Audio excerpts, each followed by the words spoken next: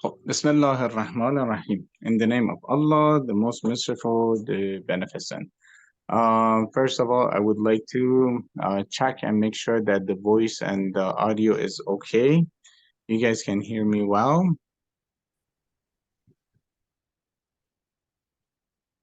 Thumbs up. Now, this time I came more prepared.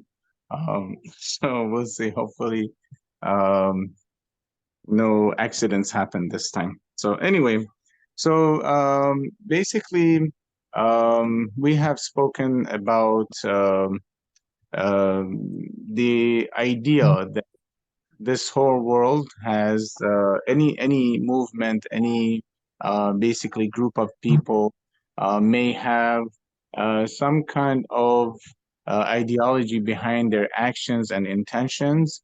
And we showed also a video that how basically a trend controls a group of people or may control the society. And we showed that video of people getting on the elevator and following the crowd, basically. So these are things that we should watch out for. And because God gave us a brain to think with and logic, and we said that the best way to reach a conclusion in the principles is using our brain, not just anybody's word. I mean, we may use somebody's guidance, but again, we have to go back to our thoughts and logic and see if it makes sense or not. So it has to be pretty much without any, how should I say, selfishness in there. Shouldn't have, God forbid, some kind of bias behind it. We have to put all these negative thoughts and basically prejudgment away when we make a decision. Sometimes news, for example, has negative effect on us. Sometimes personal experience might have negative effect on us. So we have to think and basically free up our thoughts to make some kind of good conclusion on some principle. Now, we're more focused right now in terms of which system to choose. There are so many systems in this world. So there are, for example, a system that says, you know what, live your life to the fullest and do whatever you want.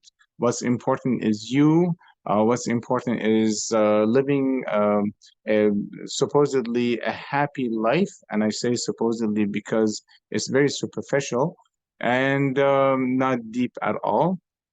And as long as you're happy at the end of the week and you feel good, that's all it matters.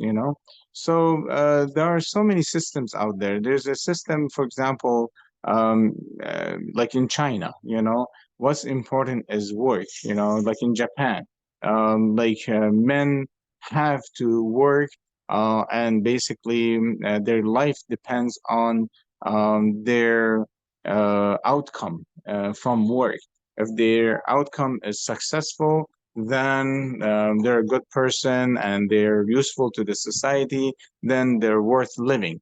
But then if they fail, then okay, you're worthless. You deserve to die. So that's why there's a huge suicide rate in Japan because of work. And because some people fail in their jobs or duties, and then they take their own life away. So these are philosophies. I'm not putting anybody down.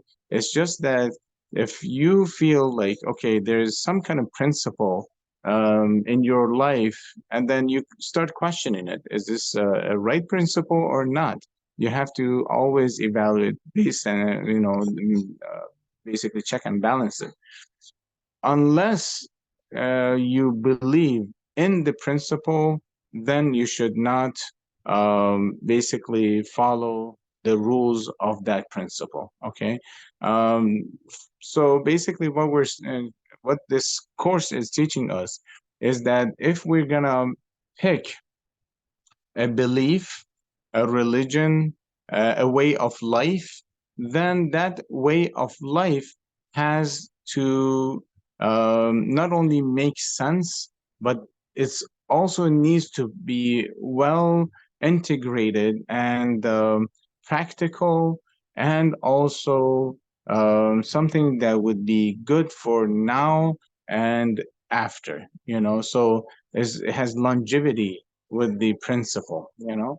So um, basically, we talked about all that, and then also we started mentioning that how do we basically come to a conclusion that there is a supreme creator, that there is a supreme being.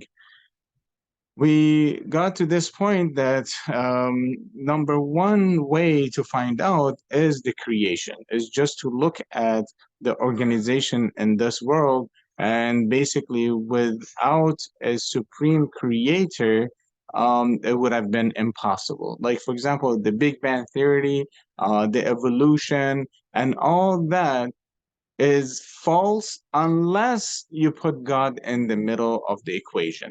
So if you say, for example, that we all, for example, were created from this little amoeba or this little cell in water, and this cell became fish, and the fish became, I don't know, turtle. The turtle became, for example, a monkey. A monkey became human, and that's how we were created because our ancestors were monkeys.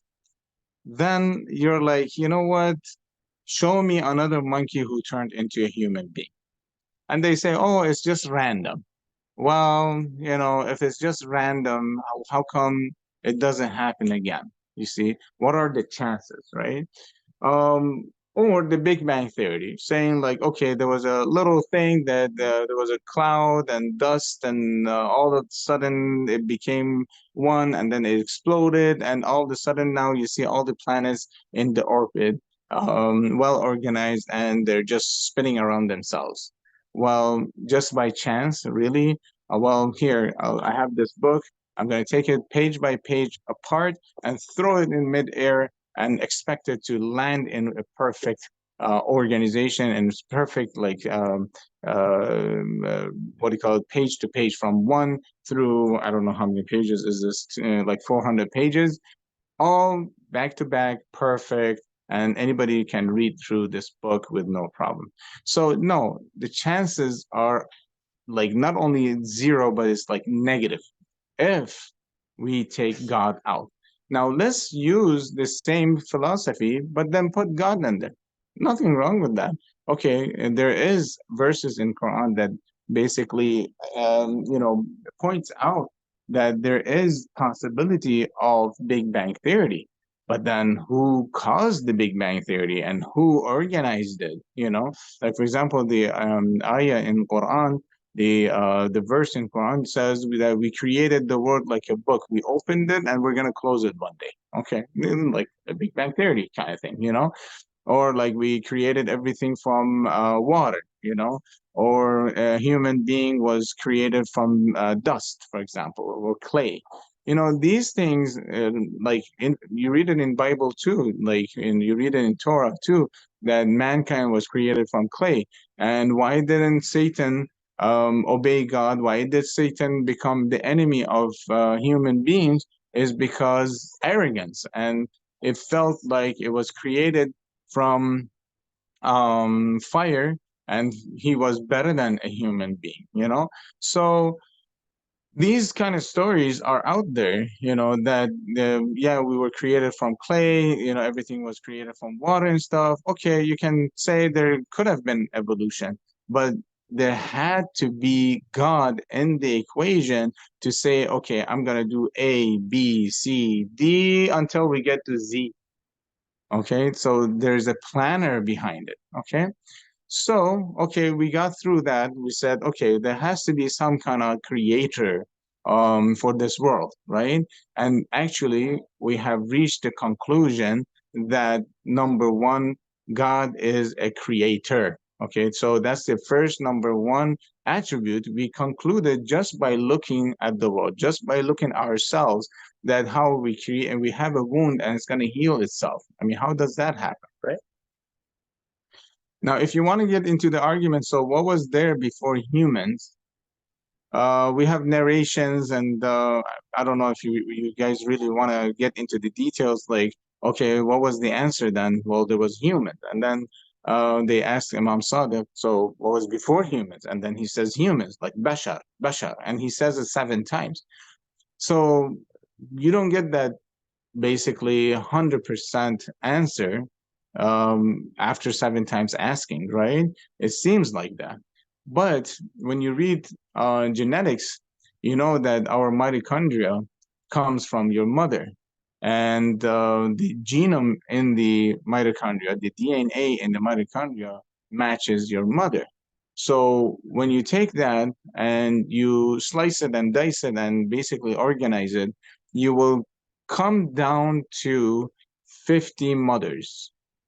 Okay, so you can conclude that at the beginning we had 50 mothers. Okay. Okay. Could have been one mother that also then became multiple mothers? Yeah, so it could have been Adam and Eve, and then slowly trickled down to multiple people. That's fine. Yeah, there's nothing wrong with believing in that. Or you could say God created multiple human beings, and he could have done it kun fayakun, like in a snap, right? And okay, now the best one of them was Adam. The best woman of the women could have been Eve. And okay, so there's nothing wrong with that. There's a philosophy behind it that saying that God didn't just create humans out of soil. It wasn't just that was important. It was the knowledge and the critical thinking that a human being has. That's what basically makes that human the best of the creation. Okay. So we look at the creation around us and we say the amount of effect of any creation on earth is, I'm sorry, baby's here and her hand is full of cake. So the effect of the any being on this earth indicates the importance of its existence and the perfection of that existence. So everything in this world was created for some reason, and they're all important. We're not saying nothing is important, but then you will see that the only being in this world that has the most effect on this earth is human. Humans can move a mountain. Humans can destroy basically a forest. Go ahead, Bubba, wake it up. Humans can basically, for example, take control of wild animals, and keep them in, for example, cages. So humans has a lot of power. Okay, so we can say because of the effect of a human being on this earth, it shows the importance of that and the supreme creation of that being. Okay, so just we're gonna fast forward future information, but then we're gonna back up again. God created humans as his representative in this world. Okay, so that's the conclusion of a human being. Okay, and us as human beings. I'm sorry, one second. Maybe here. You want to sit over here, Ruben? You want to sit here? No. Okay. Okay. So basically, us as human beings, we are created so perfect, right? And we have so much influence in this world that because God wanted us to be his representative in this world, okay? So because we are the representative of God on this earth, then how do we behave? How do we live? Are we basically living to the fullest of our capacity? Are we um, basically just meant to eat, sleep, work, and buy a house, buy a car, and just live a life that will end in like 20 years, 50 years, or 80 years, have kids, and that's it? Is that what we're created for? Or is it beyond this? You know? So we're going to backtrack. Okay, we're going to backtrack because we still yet have to understand the supreme creator, right?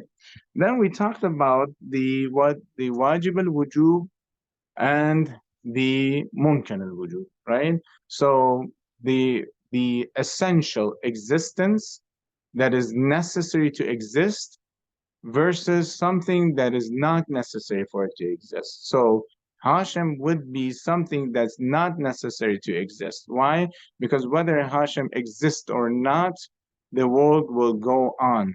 You can put this same saying for anybody on earth, even the prophets. Even the prophets, even though we love them and we respect them so highly, their existence, the world existence, and the being and everything around us, without their existence or being there or not, it doesn't matter. The world will go on, right? So let's say, for example, Moses, okay? He came, peace be upon him, he guided people, and he died. Now he's dead. Does it matter? No, the world went on. Yes, the Prophet Muhammad, Jesus, peace be upon him, all of them, they came and then they're gone. Does it make any difference? No, it doesn't. Their guidance makes a difference. Their hard work makes a difference. Their influence in the world makes a difference. Yes, their teachings makes a difference, but then their physical being makes no difference, right? The world goes on. Now, whether it goes to the right direction or, astray, that's different, I mean, it just keeps going. The world will keep going, right? But without God's existence, nothing would be existing, right? So he has to exist for everything else to exist too. Okay. And then we said basically we cannot because his existence that we concluded that he exists, we said he had to exist before, he has to exist now, and he has to exist forever. So if we have something that has no time limit, time does not affect it, then that being cannot have a body and cannot have a movement. Okay, so if you put anything into a body, a vehicle, or you give it movement, okay, so it can move from one place to another, then you have also restricted it in time, meaning that right now Hashem is here, and then I'm going to move to the other side of the room. Okay, that movement, number one, is limiting me. Number two, it has to have some kind of time limit, because Hashem that was here is not the same that Hashem is over there. Okay, so that's philosophy. Okay, it gets really philosophical. It's not the same. Why? Because our cells are always changing. Okay, it's always changing. And then later we'll talk. It's interesting. The number of our cells is the same, but it's just revolving and all that. But anyway, so now that we know that, okay, God is not time limited, and we know that his existence is necessary, we're gonna also talk about, because the more we know about God, right, the more we believe in his existence, and the more we believe in his power and his influence on this world, the more we would love to worship him. Okay. So the other thing is that we also mentioned is not God is not a combination of attributes. So you cannot take it apart, right?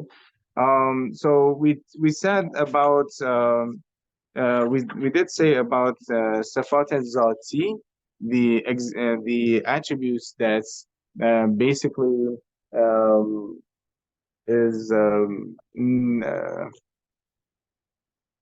Zati would be like natural or um, essence of God, okay, the essence attributes of God. And then there is fi'li, the action attributes of God. It's not that we're separating these basically because God here is, for example, generous and is not over there generous. No, it's all in one, okay? And it's funny because we say in English that one God. But then one God doesn't mean there's one compared to two or compared to three. We're not talking about a number, okay? In Arabic is more precise. For example, it says قُلْ هُوَ اللَّهُ أَحَدٌ. Ahad means one and the only one. Okay? For example, if I say in Farsi, we use that too, ahad, that word. We say hiç ahadi darin otaq nist. Hiç ahadi, there's no one in this room. In English, we say there's no one in this room. What does it mean? It means not only there's no one, there's no two or three, no nothing, right? It's the only one, ahad. Okay. So, um, so basically, it's all one. All right. So some of the dhati. Okay, let's learn these words too. Dhati, the dot, or the essence of Allah is creation. Okay, and creation, it doesn't mean just create like the creator that we do. Like I was listening to History Channel as I was working on patients. It was interesting. It said that the Russians took the head of a dog and attached it to the torso of another dog, and it worked, and they're doing the work of God. No, no, no, no, this is not the work of God. This is Frankenstein. This is just putting two things together. Work of God is creating something out of nothing. So it didn't exist, but God made it exist. That's creation, not me drawing a picture and creating an image. No, no, creation is creating something out of nothing. So if the scientists come and say, oh, we did, I don't know, for example, stem cells, and we did, what do you call, cloning a sheep, now we did work of God. No, you took some foundations and you mixed it together and you came up with an animal. That's not called creation. Creation means out of nothing. Okay. So he's well knowledgeable. He is knowledgeable of everything. Again, these things will come later because we can ask, like, if God has all the knowledge that what we're doing, what we will be doing, what we used to do, and what's going to be our results, am I going to go to heaven or hell or not? You know, these things he knows already. Okay, why? Because again, time is not affecting God. All of this that's happening has been happening and is over, you know, because God is not time limited. Now then we're gonna say, well, you know, how does that work? I mean, if he knows if he knows that I'm going to hell, why is he like why did he create me already? And why did he leave me in this world and then end up in hell? And well, if I'm going to heaven, why the hardship? Why should I live in this world and then go to heaven? You know, these are some good questions, but then we'll get back to them. So he's the most powerful, right? And he's the most complete. He has all the attributes, okay? And then God has another zati attributes, that's zati, which is essence, and Allah is rububiyat. Rububiyat means nurturing. Rububiyat means guiding. Rububiyat means when you, for example, have a child and then you just don't have a child and let it grow. No, you're going to nurture, you're going to guide, you're going to take it step by step. You're going to provide for it, right? You're not just going to let it go in the wilderness, right? So God didn't just create us and just let us be, okay? God gave us everything we need. And this world is full of resources. Unfortunately, we have so many wars over resources like oil and natural gas and stuff. If humans were acting like humans and not subhuman and just destroying one country after another over oil and natural gas and all that, there's enough to go around, people. We don't have to have wars. Okay? God created this earth full of abundance, of blessings, and we can all enjoy it at peace and tranquility. So God created us, and there is two different rububiyat or nurturing. There is one called takwini and one called tashri'i. Takwini means is equal to all. Okay. So, for example, oxygen. Oxygen is available for everybody. The tree breathes, the animal breathes, I breathe. We're all breathing the same oxygen. That's the basically a rububiyatic takwini is for everybody. Okay. So he has basically a guidance for everybody. He has guidance for he has the blessings and that will reach everybody. So that's takwini. Tashri'i is for people, for the being who have thought process. So that's us. Thus, us humans, Allah did not just create us and let us go. He has to have some kind of basically responsibilities for us. He has, because he created us, he's going to give us responsibilities. He's going to give us guidance. He's going to give us the essential and things that we need to live in this world. God has wisdom, right? That's another thing to always think about. Because you're always wondering, well, if God exists, then why does this happen? Why doesn't that happen? For example, there's wisdom behind God's action. So we know He's all wise. So, for example, is for lesser, for lack of terms and all that, a father who basically a child says, "I want a Lamborghini." Okay, and that child is, I don't know, 10 or 11, something like that. I like a Lamborghini. Okay, father says, no, you can't have any. Why? Why not? Why? And they whine about having a sport car, for example. Well, because you don't even have a driver license, for example. You haven't reached that maturity. So I can't give you that car. But that child doesn't understand. Let's say that child grows into age of 15, 16, 17, gets a license. Now I want that sport car. But again, the father knows that the child is not responsible. He's irresponsible. He's basically doesn't pay attention, for example, while driving on the road. He has not enough experience with a regular car, be it with a sport car. So he would say no, right? Until, for example, he reaches 25, 26, and that's when, for example, father says, okay, here. Well, this child has been praying for a Lamborghini all this time. And then God gives them the answer a long while after. That's what happens with us too. We pray, and God says, there's no prayer that I do not answer. All prayers will be answered. All of them. You pray for something, God will give it to you. Okay? But then when, how, the quality is in God's wisdom.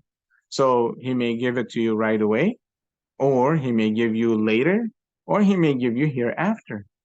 Yes, he could give it to you hereafter, a better reward because you waited and you had patience for something you insisted, but then you were obedient to God because you would say, oh God, for example, I don't know, I want to be, I don't know, I don't know, I can't give you a perfect answer because anything I say, it could relate something to something else.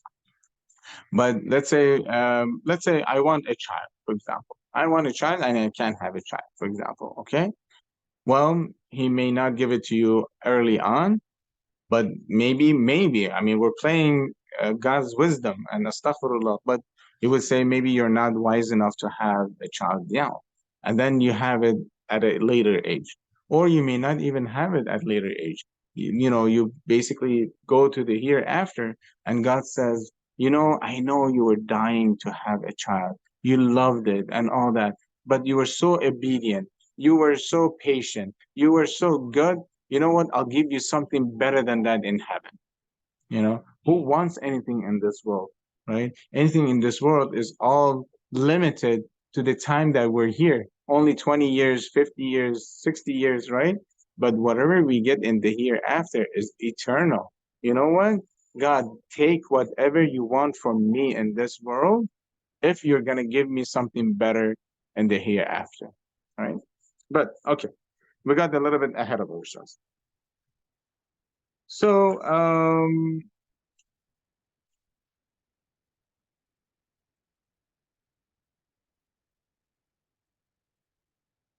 we said that I think we have reached a conclusion on how we can recognize God and how basically we should believe in the God. So basically, we will say some questions that most people have. For example, they say, um, so if there is a God, how come I cannot sense it? I cannot feel it. Okay. So we cannot go with our feelings all the time. So why, for example, we all know microwaves exist, but we cannot feel it. You have to have something that's sending the microwave, and then there is something that's receiving, you know, the microwave or the sound waves. We don't see it, but we see the effect, right? So not everything should be sensed by our five senses, right? There is more to that, right? Um, like love, you cannot sense love, right? But it does exist. You know, you see it by somebody who is acting upon it. You know, is taking care of you, shows his love toward you. So love isn't something that doesn't you cannot sense it unless somebody's doing it in action, right? Some people say that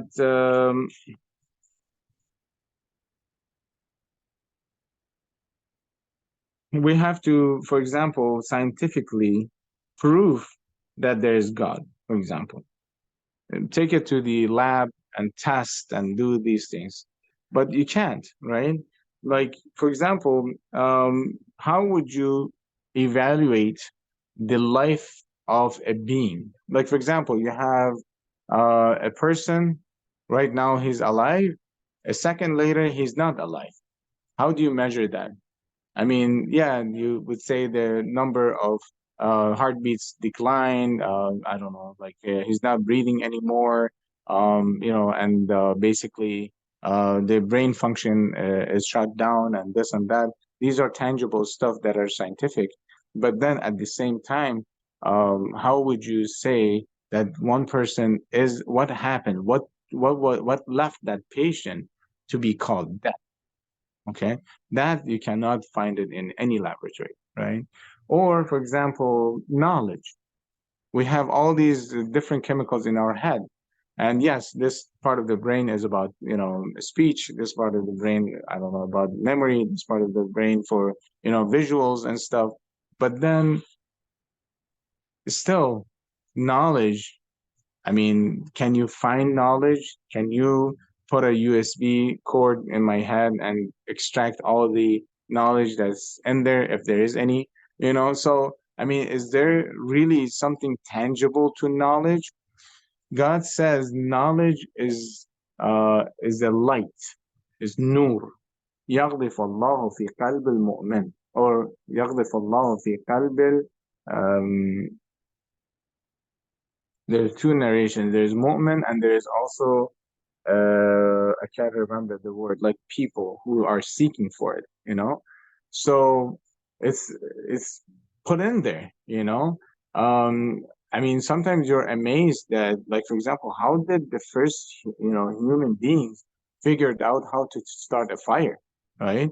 I mean, if you have any child that never seen a fire before, doesn't right now we don't even know.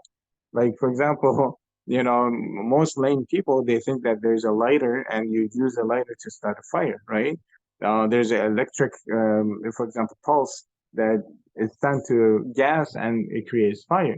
But then let's say you're in the middle of wilderness and you have to start a fire. How do you come up with a fire, right?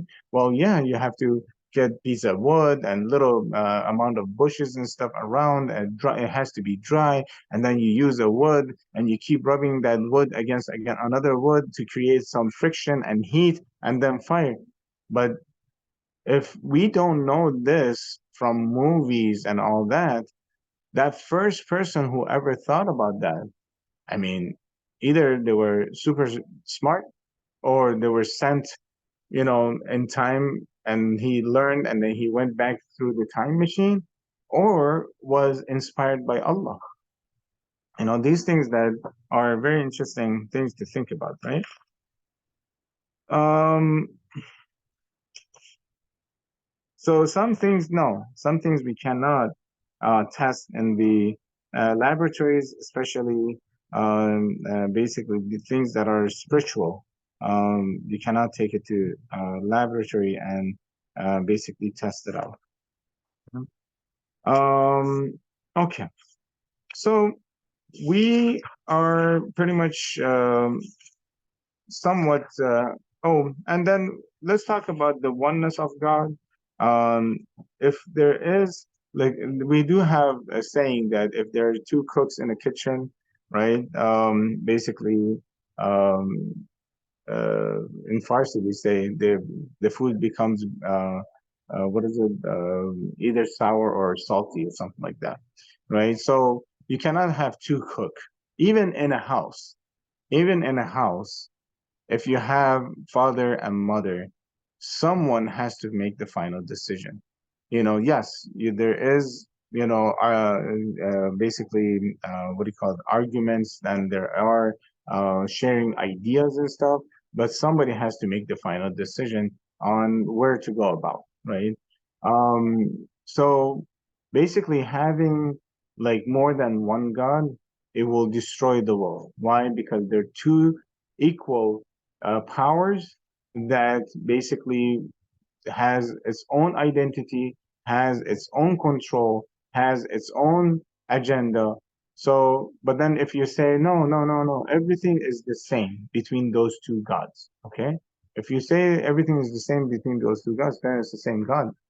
It doesn't make it into two, right? So if they're exactly the same, then it's just one. There's no two. Right? Again, we're not putting God into body, and this and that, there are some questions, by the way, I just remembered in the book. It says that sometimes people ask these weird questions. For example, can God lift something that He creates that's so heavy that He cannot lift it Himself? Can God create a rock, a huge rock, that's so heavy that God Himself cannot lift it?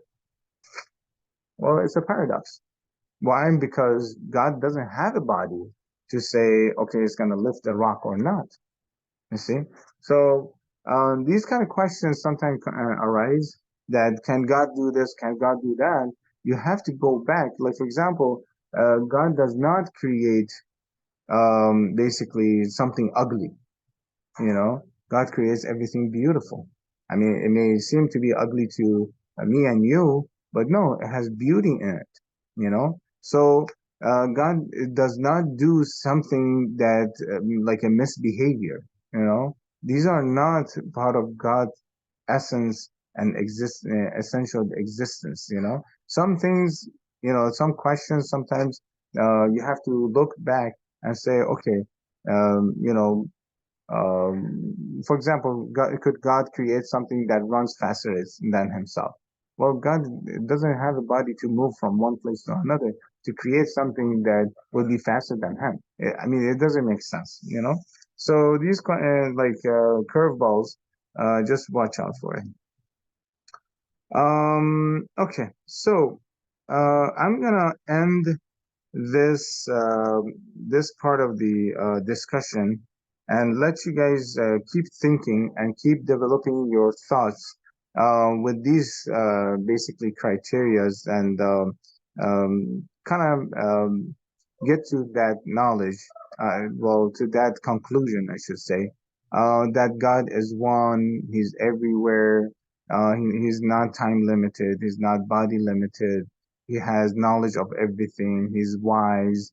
And then I urge you to go ahead and look up Asma'ul Husna, the attributes, the 99 attributes of God, and then read each one of them, and you will see that all these attributes is actually one. So in Arabic, when we say Bismillahir Rahmanir Rahim, this Allah, Bismillah, in the name of Allah, that Allah is actually the whole sum of all the attributes in one. Okay, that is Allah. Okay, and then it says Ar-Rahman Ar-Rahim. In Arabic, Ar-Rahman means the merciful, Ar-Rahim means merciful. So, in the name of God, the most merciful, the merciful. You know, what? You know, why do you repeat it twice, right? Some people go on and say, no, no, no, Rahman means beneficent and Rahim means merciful. But in Arabic, Rahman and Rahim come from the same root, which is Rahama, which is being mercy. Well, it means Rahman means again that the thing that we said, the takwini and tashri'i, rububiyyat, takwini and tashri'i, that Allah creates and then guides. Allah creates and provides. Takwini is toward everybody. Tashri'i means toward the people or the beings that have knowledge, that have a thinking process, they have logic, right? So Rahman means he's merciful to every being on this earth. Every being, the trees, the animals, humans, good people, bad people, misguided people, the guided people, and all that. That's Rahman. That's being merciful to all of them. Rahim means specific to the people who are believers.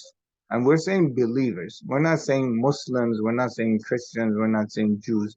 We're saying believers. Okay. And then we can get into more details what believers and things like that. You know, there's levels of believing and all that. But it means that he is merciful to believers. So that's why we have to learn Arabic. And that's why we pray in Arabic. Why?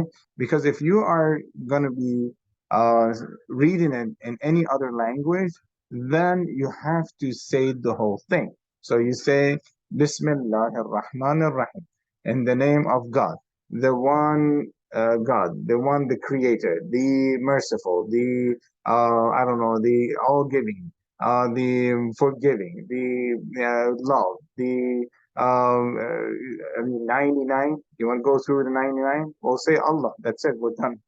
Right? Rahman.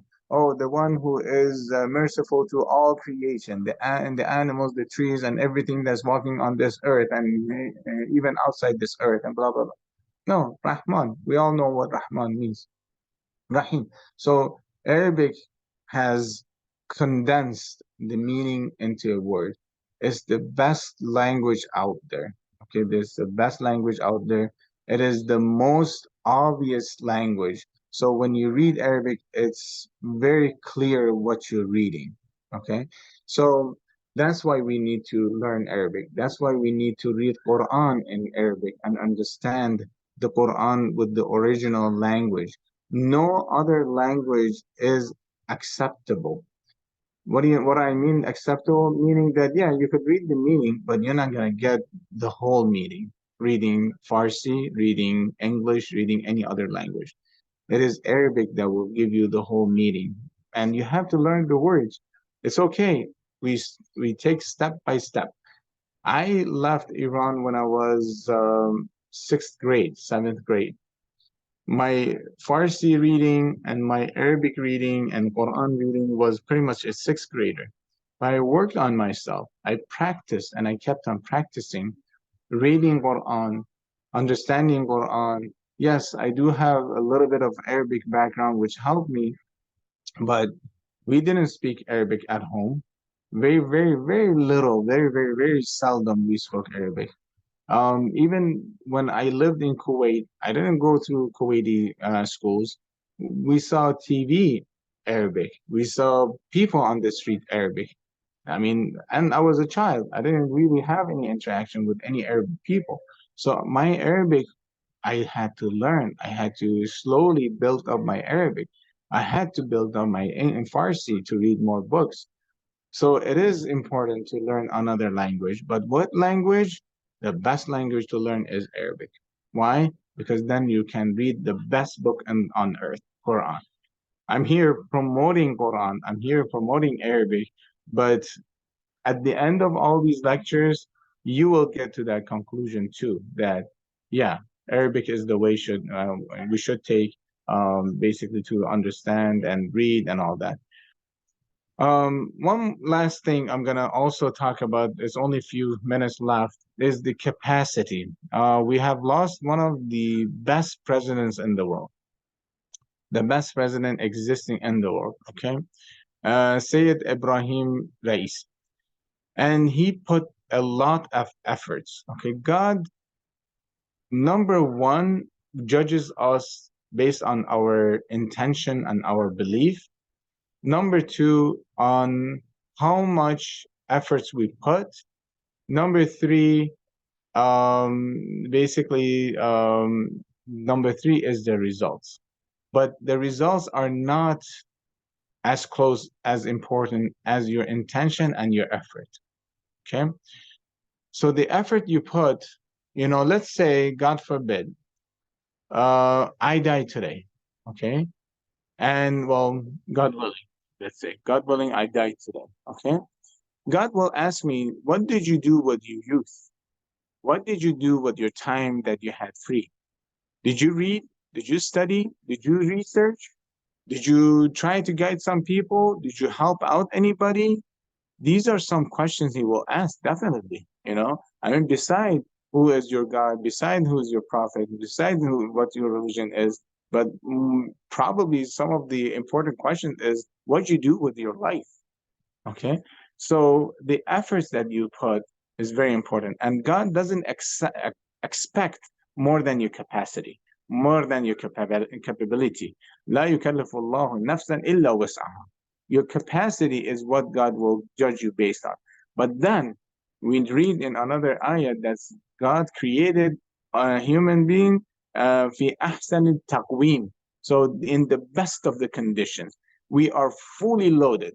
We're limited edition of creation. We're fully loaded in creation. But then do we use all the abilities and capacity that we have, or do we limit ourselves to a 20-year, 50-year old life?